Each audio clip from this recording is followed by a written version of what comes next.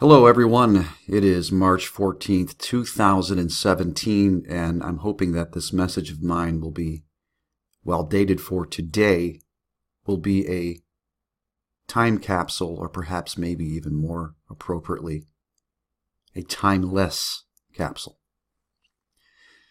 The war drums are beating. It seems as though we are on the verge of a military conflict with North Korea. We have to consider Russia, Iran, China in this as well. This could drag Japan into the fray. We have boots on the ground in Syria fighting in a conflict to remove Bashar al-Assad that seems as though it will never end. Afghanistan, Iraq. Some of these conflicts have been ongoing. This potential conflict with North Korea, well, this has been seemingly lurking out there for a while, but doesn't it seem as though we're close now? Our economy is not as great for most people as it is being advertised. We are surviving on a credit bubble. You could call it a balloon with helium being blown into it by the central banks. It's a debt-based economy. 235,000 jobs were added in February, but what kind of jobs were they?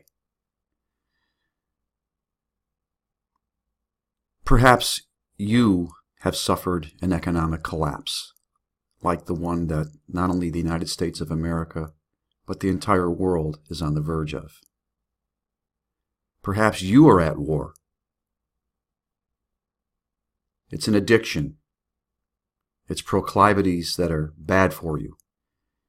It's something dangerous. It's something that is gnawing at you, pulling you into darkness.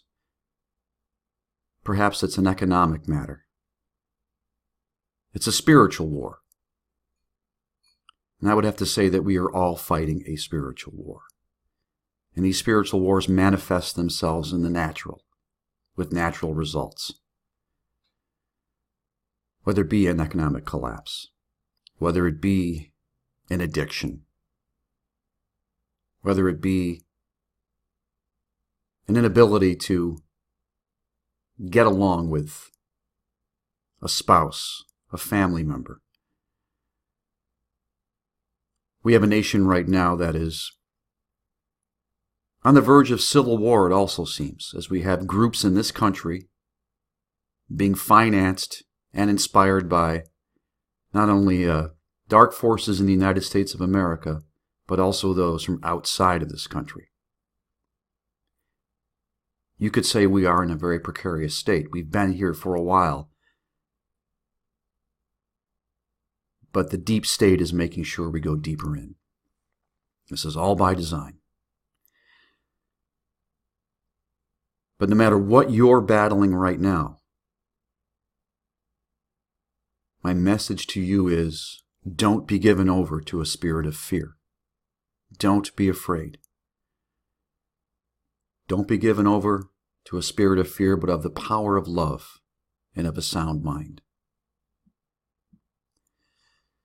Scripture says that, and it also says, when you are free in the Son of Man, who is Jesus Christ, Yeshua HaMashiach, you are free indeed. We are at war.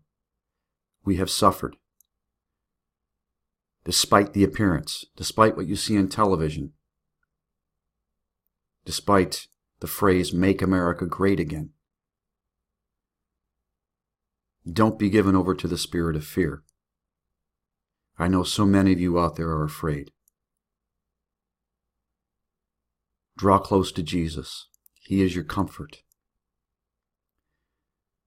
I suffered an economic collapse. I had a hard time spitting that out because I hate to say it. I suffered an economic collapse about 7 to 8 years ago. I still suffer for it to this very day.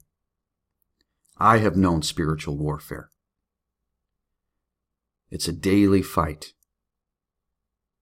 But there's only one hope. Your hope is Jesus.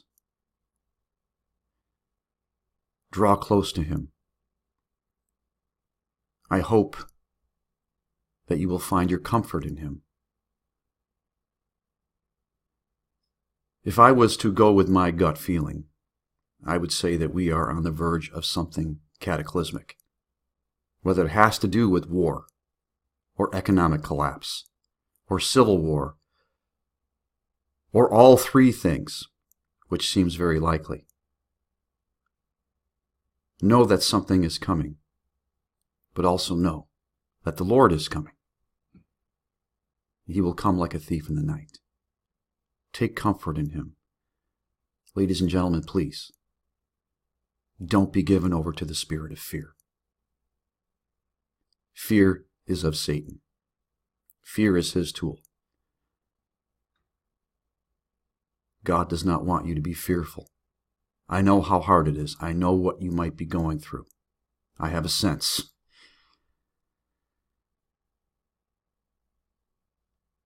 Just comfort one another with the words, don't be given over to the spirit of fear.